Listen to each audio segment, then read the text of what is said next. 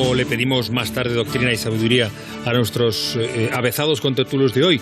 Nada menos que Natalia Hernández. Hola Natalia, buenas noches. ¿Qué tal? Buenas noches, ¿cómo estáis? Encantado de saludarte. Y Juan Ramón Rayo. Buenas noches, Juan Ramón. ¿Qué tal? Buenas noches. Bueno, en un ratito se incorporará a esta tertulia Jesús Ribasés. No sé, os pregunto, Juan Ramón, ¿eso técnicamente sería posible hacerlo?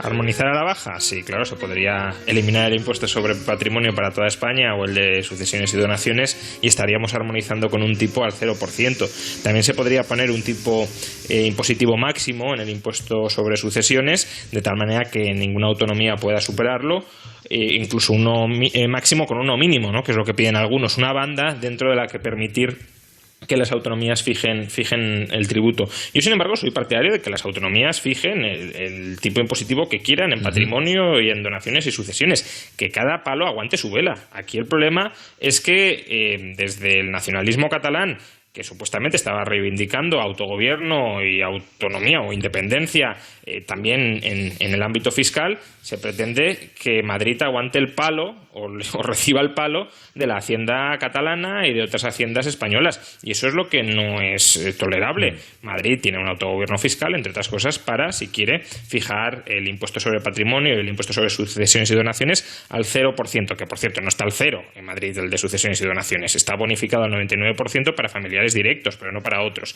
Y de hecho, y creo que esto conviene recordarlo porque es muy importante, se habla tanto del dumping fiscal de Madrid, que está ejerciendo competencia desleal sobre el resto de España. Señores, España es el único país de la Unión Europea con impuestos sobre el patrimonio. Por tanto, no es que Madrid sea el bicho raro que esté adoptando una política fiscal que no está adoptando nadie más en el mundo. No. La mayoría de las regiones españolas son el bicho raro en Europa y es Madrid la que está emulando la práctica no solo de Europa, sino del conjunto del planeta. Y por tanto, que se quiera reprimir el autogobierno fiscal de Madrid, la autonomía fiscal de los madrileños, para imponerles un tributo que no existe en prácticamente ninguna parte del mundo, es que es absurdo.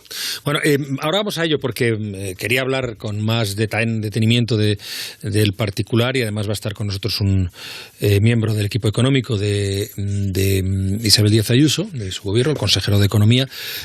Voy a saludar antes y también quiero recoger antes de ese asunto vuestra opinión sobre la fusión a Jesús Ribasés, que ahora ya está con nosotros otra vez. Jesús, ¿cómo estás? Hola, buenas noches y disculpar que ha habido un pequeño problema técnico, pero creo que ya lo hemos solventado. Mientras vayas a estar con nosotros en la próxima hora, todo sea bienvenido.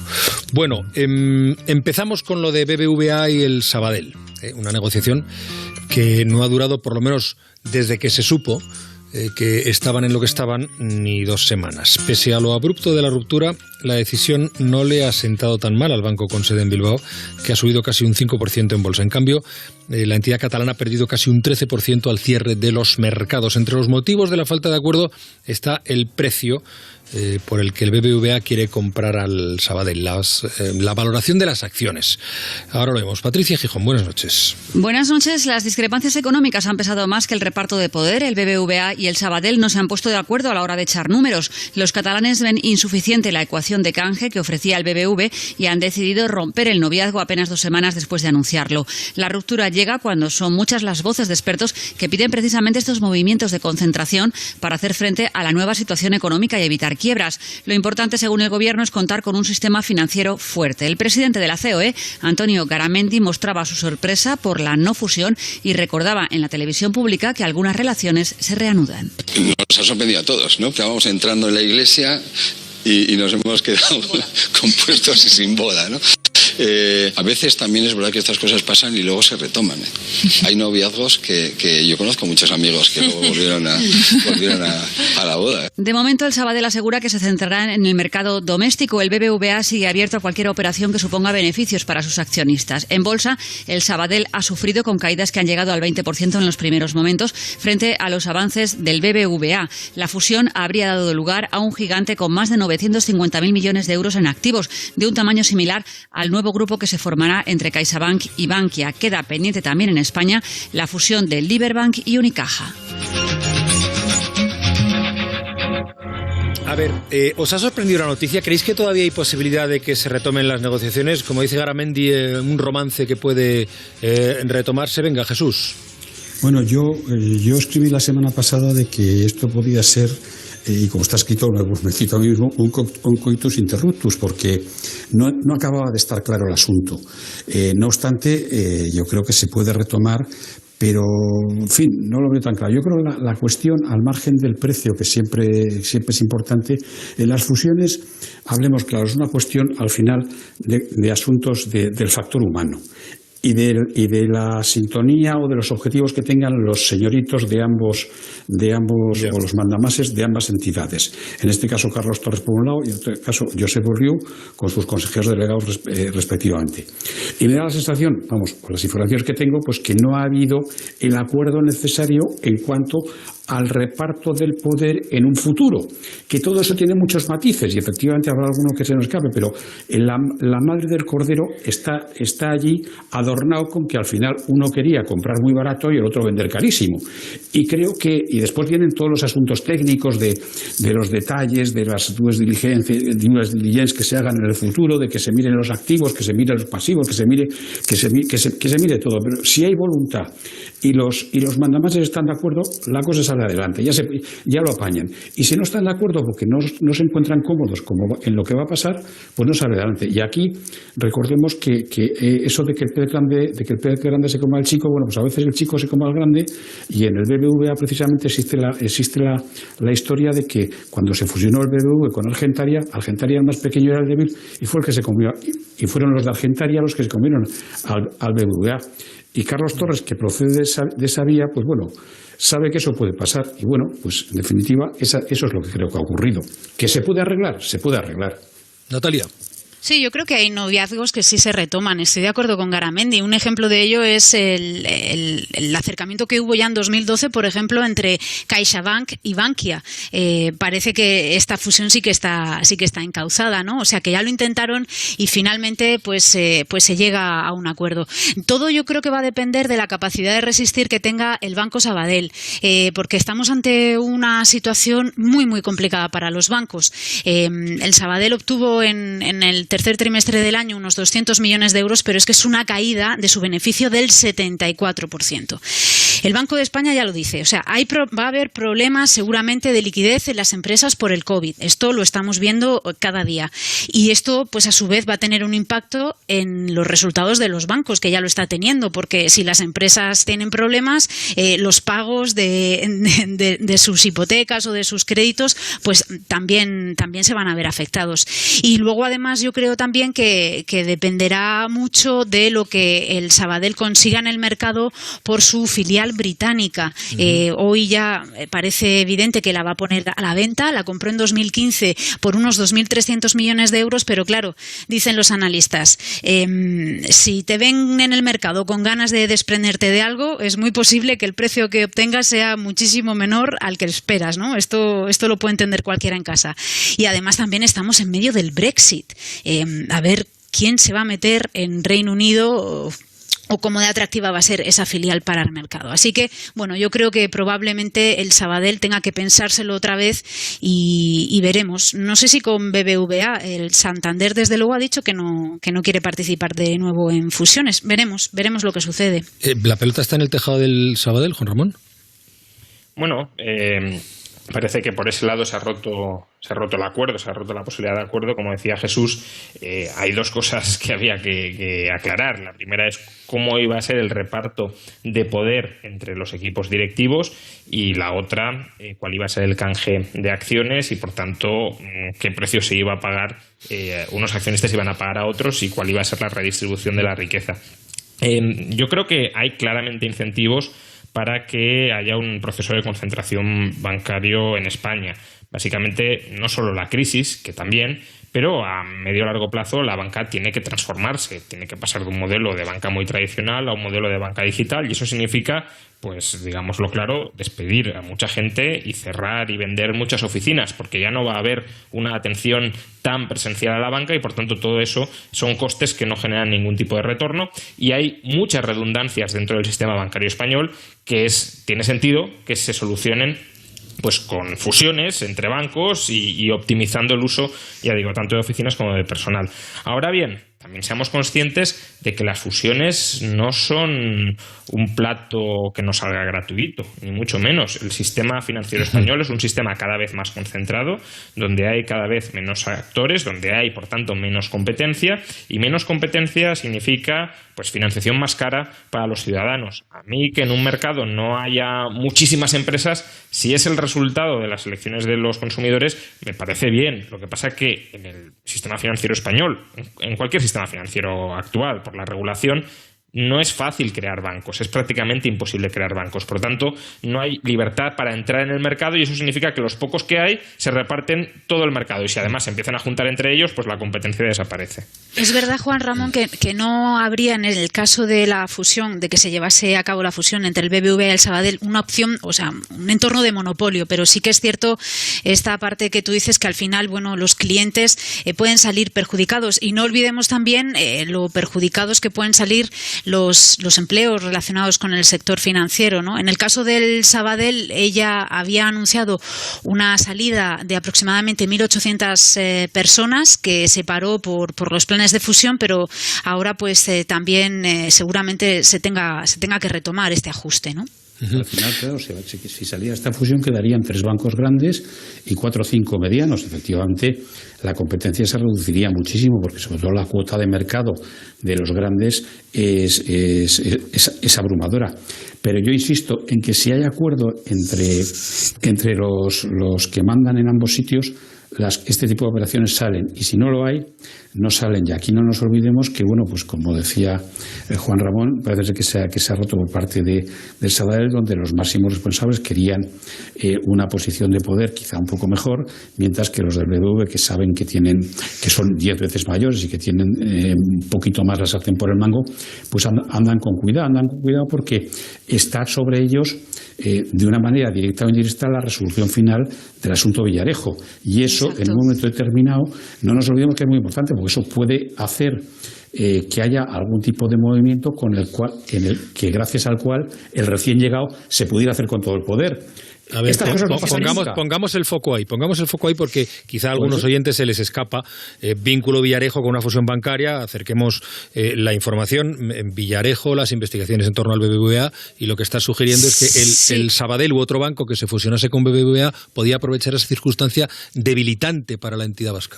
Sí, al final. Lo que quiero decir, perdona Natalia, lo que quiero decir que en un momento determinado, según cómo termine el caso Villarejo, que no lo sabemos, pues podría afectarle o no a los actuales máximos responsables del BBVA. En esa circunstancia, alguien que esté no en primera línea, sino en primera línea y media, digamos una vicepresidencia, como fuera la de Ulloa, lo que se hablaba de Ulloa, pues podría tener la posibilidad de ocupar un espacio que otros tuvieran que dejar, aunque fuera temporalmente por otro tipo de razones. Esto no va a pasar, pero puede pasar. Ya. ¿Qué decías, Natalia? No, era simplemente, estamos hablando todo de un caso hipotético, pero sí, en el caso hipotético de que, imaginaos, Carlos Torres fuese imputado por este caso, Villarejo, BBVA, claro, si hay una vicepresidencia de Josep Oliu, por ejemplo, que es ahora el presidente del Sabadell, y sale el presidente de la nueva entidad, ¿quién se quedaría al frente del nuevo banco? Pues evidentemente el vicepresidente. Y al parecer, pues por aquí iría un poco los tiros en esa lucha de reparto de poder. Claro, estas cosas, Natalia, sabes que se tienen en cuenta. Claro. Oye, pero una cosa, pues yo tengo aquí anotado, y es verdad, estamos acariciando casi como un dogma el hecho de que la concentración bancaria tiene efectos beneficiosos para el sistema, pero plantea Juan Ramón Rayo, y con criterio desde luego, que quizá no tanto para el público. Es interesante esa visión. Sí, no, claro. A ver, yo creo que a los trabajadores y a las oficinas eso va a ser inevitable que se ajuste con o sin fusiones, porque si la estructura para generar, para producir, para ofrecer servicios bancarios ya no es la que era hace 20 o 30 años, no tiene sentido mantener infraestructuras que no reportan valor para el consumidor de ninguna manera y que sí son costosas. Ahora bien, lo importante es estamos creando un oligopolio todavía mayor del que ya había que se ha ido acrecentando con los años, que luego puede terminar convirtiéndose, como todos los oligopolios, en una forma de incrementar los precios a los consumidores, y en este caso los consumidores son dos partes, ¿no? Podríamos decir dos partes. Unos, los que tenemos cuentas corrientes en el banco, que seríamos los que, aunque la gente no lo suele asociar así, pero los que damos financiación al banco, los que prestamos al banco, que ahí, pues, ¿cómo nos podría maltratar? Ya es complicado que nos maltrate más, pero bueno, sería con tipos de interés más bajos o con comisiones más altas. Hombre, nos puede cambio de cobrar condiciones por de la cuenta. Nos Sí, puede por eso, cobrar por los comisiones más depósitos. altas. Sí, comisiones más altas, es lo que, Y digo. cobrarnos por los depósitos, Juan Ramón. Tipos negativos se podría dar, lo que pasa es que ahí el riesgo al que se enfrenta el banco es que tenga retiradas de dinero y atesoramiento de ese dinero en efectivo en casa. Pero efectivamente ya hay bancos alemanes que, por ejemplo, a grandes empresas ya les están cobrando tipos negativos sobre los depósitos. Y luego, los otros clientes del banco, ¿quiénes son? Los que solicitan financiación.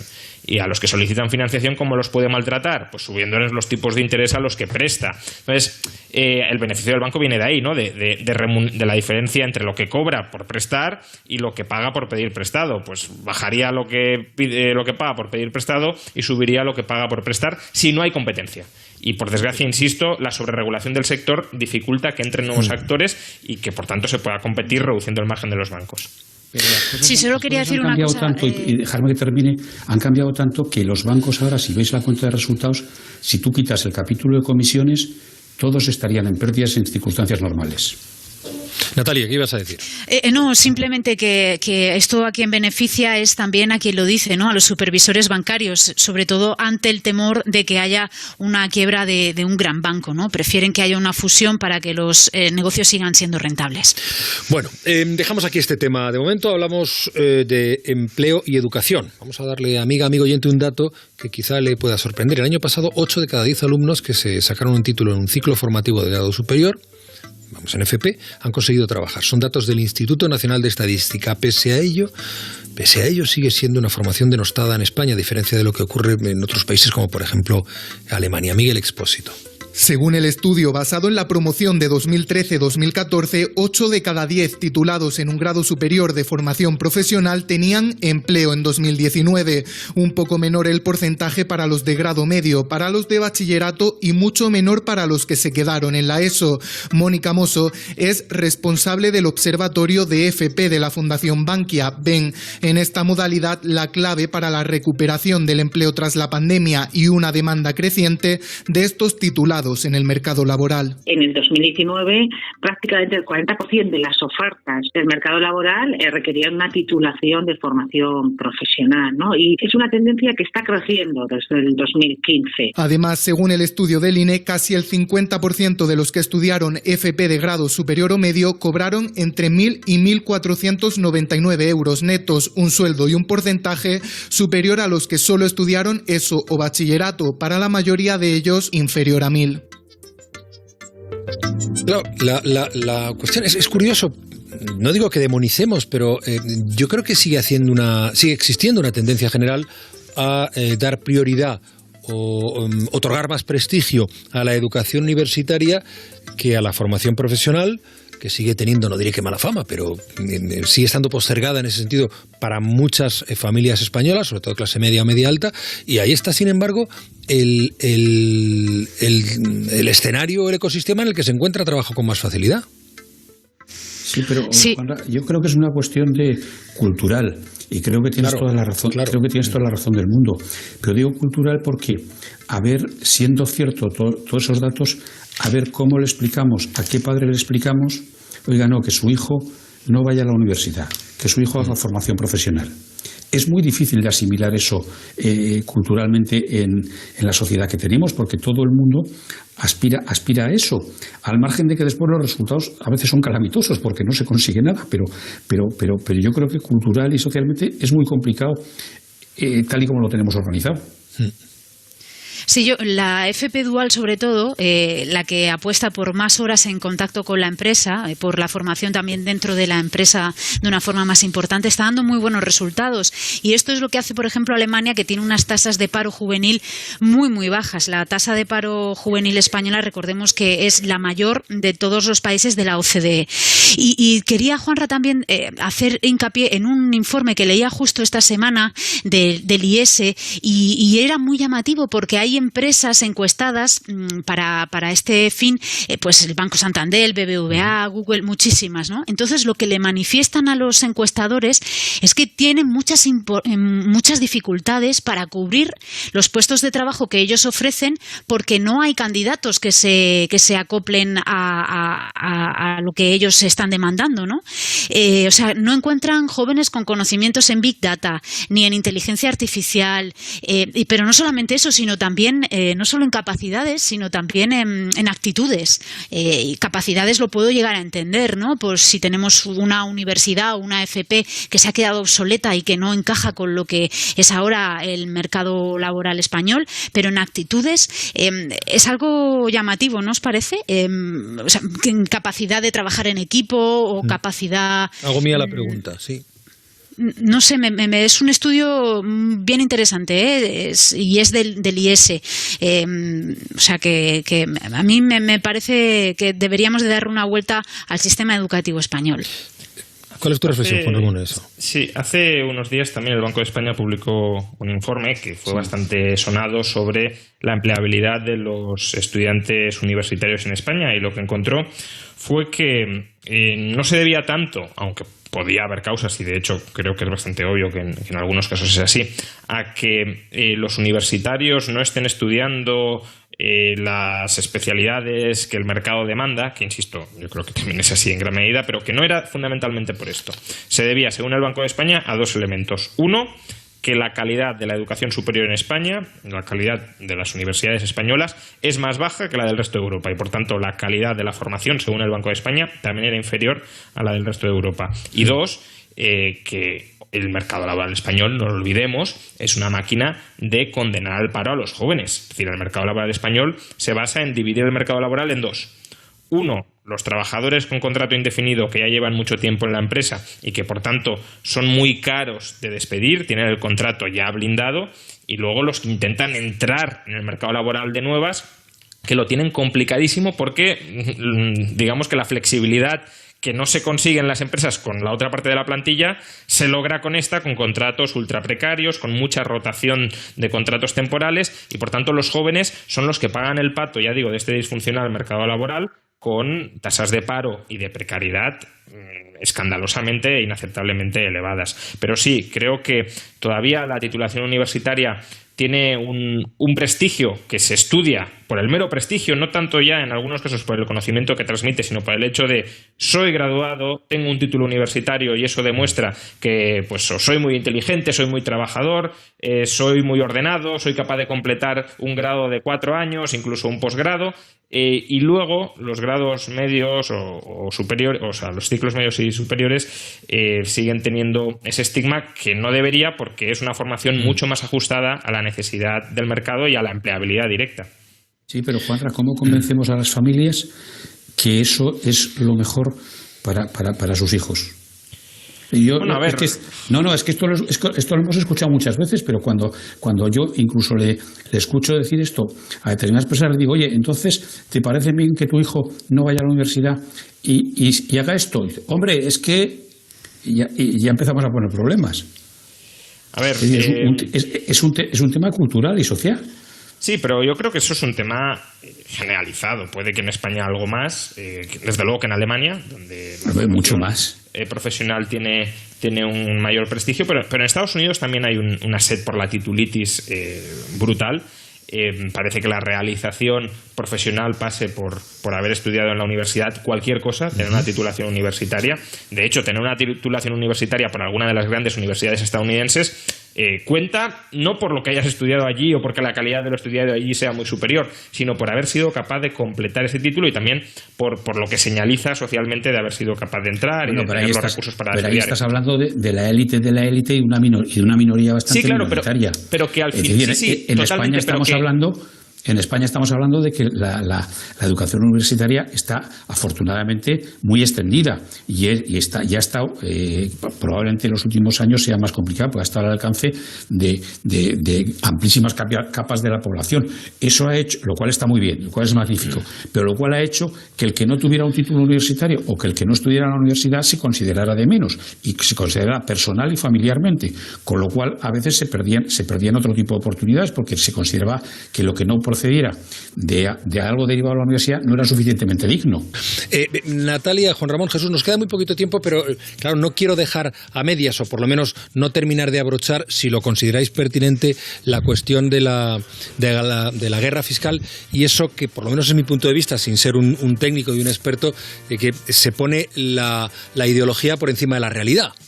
Yo solamente quería decir una cosita, porque sé que es un tema que habéis estado tratando durante toda la semana, pero yo creo que aquí de lo que de verdad se está hablando es de qué modelo de financiación autonómica queremos. Si queremos que las comunidades autónomas decidan sobre ciertos impuestos o no, porque lo que está haciendo la Comunidad de Madrid es aprovechar pues una legislación que existe, una posibilidad que se le da. Bueno, aparte también otras muchas cosas, pero tenemos que decidir qué queremos. Simplemente quería decir esto. Jesús o Juan Ramón. Jesús, venga. No, yo creo que no, que el asunto es que hay determinados partidos políticos que lo que quieren es hacer una especie de ejemplarificación de castigo a la riqueza. Es una persecución de la riqueza, simplemente, así de sencillo. Hay por ahí una frase muy famosa de Pablo Iglesias, que yo he contado alguna vez, que él decía, y lo tiene escrito, dice que a la izquierda le iría mucho mejor si en vez de prometer un paraíso para los parias de la tierra, prometiera un buen infierno rojo para los ricos. Se trata de perseguir a la riqueza. España es el país que más castiga y más penaliza la riqueza. La pequeña, la mediana, la grande, la intermedia. Así de simple. Juan Ramón. Sí, brevemente. Primero, si centralizamos más los ingresos, como quieren algunos, también habrá que centralizar los gastos. Yo no soy partidario de centralizar ni ingresos ni gastos, pero tiene que haber corresponsabilidad. Por tanto, menos autogobierno fiscal en los ingresos debería ser menos autogobierno en los gastos. Y segundo, si la Comunidad de Madrid practica dumping fiscal, también lo está practicando Portugal, nuestro vecino Portugal, que tiene exactamente el mismo sistema fiscal en patrimonio y sucesiones, es decir, no tiene impuesto de patrimonio, no tiene impuesto sobre sucesiones. Hay que también declarar la guerra fiscal a Portugal porque el capital se está yendo de Cataluña y del resto de España a Madrid y a Portugal, o hay que permitir que cada región ponga los impuestos que tiene competencias para poner dentro de lo que han votado sus electores. Juan Ramón Rayo, Natalia Hernández, Jesús Ribasés, muchísimas gracias por vuestra presencia, como siempre, para mí tremendamente enriquecedora. Aprendo mucho. Cuidaos y buen fin de semana. Que paséis buen fin de semana. Chao. Hasta luego. Muchas gracias. Adiós.